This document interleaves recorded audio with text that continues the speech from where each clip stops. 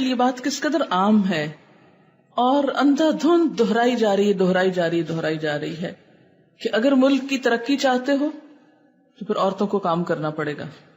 کام سے اللہ نے روکا نہیں، کام کریں آپ، بیکاری اللہ کو پسند نہیں ہے. لیکن سوال یہ پیدا ہوتا ہے جب بھی کوئی ایسی بات کرتا تو ہمیشہ میں یہ سوچتی ہوں کہ کیا اس ملک کے سارے مرد کام کرنا شروع ہو گئے کہ ان کی اب کمی ہو گئی ہے تو عورتوں کو گھسیٹا جا رہا ہے؟ نہیں. اور آپ نے دیکھا ہوگا کہ بسا اوقات عورتیں کام کر رہی ہوتی ہیں اور مرد گھر میں آرام کر رہے ہوتے ہیں، نشہ کر رہے ہوتے ہیں، اور جو کچھ بیچاری کھانے پینے کو کما کے لے جاتی ہیں وہ اس سے بھی وہ چھین کے غلط کام اس سے کرتے ہیں. یاد رکھیں کہ بنیادی طور پر عورت کی صلاحیت اور اہلیت کے ساتھ کام کرنے کی میں مخالف نہیں ہوں کہ اگر ایک عورت قابل ہے یا اس کے اندر اہلیت ہے یا وہ اپنی بنیادی ذمہ داریوں سے فارغ ہے، کام کرے. صحابیات میں مثالیں ملتی ہیں کام کی، کام کرنا منع نہیں، لیکن یہ نعرہ غلط ہے کہ جب تک عورت کام نہیں کرے گی اس وقت تک ترقی نہیں ہو سکتی. اب دیکھیں کہ ایک عورت جب کام کرتی ہے کسی بھی ادارے میں، مثلا عورتوں نے اور مردوں دونوں نے اپلائی کیا، عورت کو سلیکٹ کر لیا گیا، مردوں کو ریجیکٹ کر دیا گیا. مثلا ایک کیس ہے جس میں شوہر اور بیوی دونوں نے اپلائی کیا کہ اس میں بیوی کی سلیکشن ہو گئی اور شوہر ریجیکٹ قرار دیا گیا.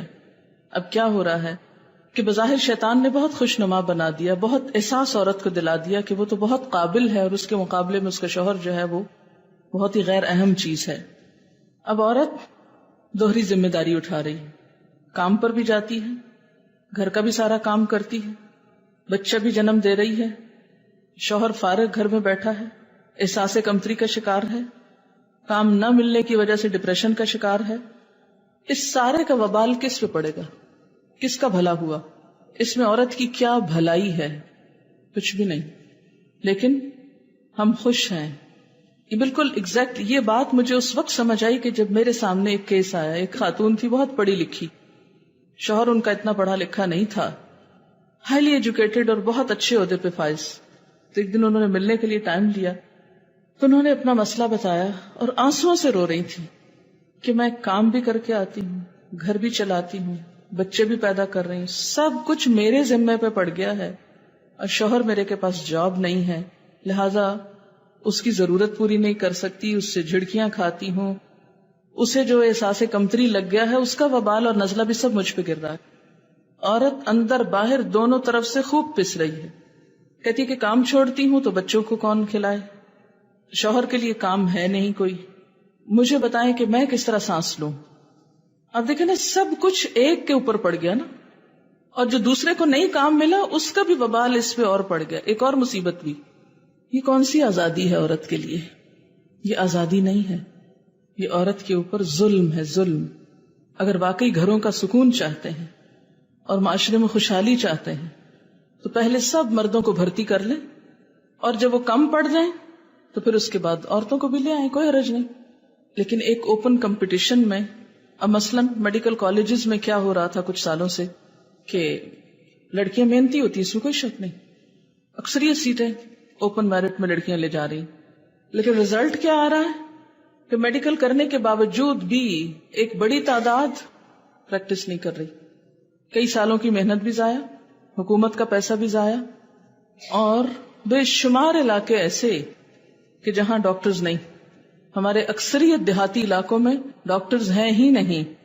اب اگر جبرن ڈاکٹرز کو بھیجا جاتا ہے کہ جائیں کسی گاؤں میں رہیں، کسی ایسی آبادی میں رہیں، تو اس سے آپ دیکھیں کہ پھر عورت کتنی متاثر ہوتی.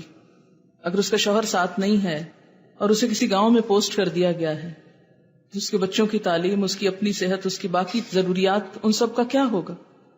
تو جب ہم نے فطرت کے اصول میں مداخلت کی، یہ فطرت کا اصول توڑا نا ہم نے، شیطان نے توڑوایا یہ خوبصورت خیال دلا کے.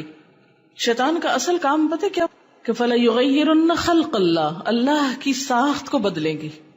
اللہ نے جس کو جس کام کے لیے پیدا کیا اس سے وہ چھڑوا کے کوئی اور کام لیں گے. اب آپ دیکھیں عورت بیچاری تو مرد کا ہر کام کرتی ہے، لیکن مرد عورت کی ذمہ داری نہیں بانٹتا. وہ نہ بچے پیدا کرتا ہے. عورت اگر پیدا کر کے اس کے حوالے بھی کرے تو وہ ان کو دو لگا کے پٹخا کے پھینکتا ہے کہ روتے ہیں، میں ان کو سنبھال نہیں سکتا، میں ان کی بیبی سٹنگ نہیں کر سکتا. اس کے اندر حوصلہ ہی نہیں، وہ اس لیے بنا ہی نہیں کہ وہ روتے بچے کو چپ کرا سکے. یہ ماں ہی کا کام ہے اور ماں غائب ہے. تو یہ کیا ہوا سارے کا سارا؟ فطرت کو بدل دیا گیا، اس کو مسخ کر دیا گیا. یہ ایک شیطانی ترغیب تھی، مگر ہم میں سے اکثریت اس کو ماننے کو بھی تیار نہیں ہوگی. نہ مانے. اچھا، شیطان کا طریقہ کار دلہما بغرور، دھوکے سے پھسلانا، آہستہ آہستہ ایک چیز کی طرف لانا، غیر محسوس طریقے سے موڑ دینا، اور مسلسل کوشش کے ساتھ.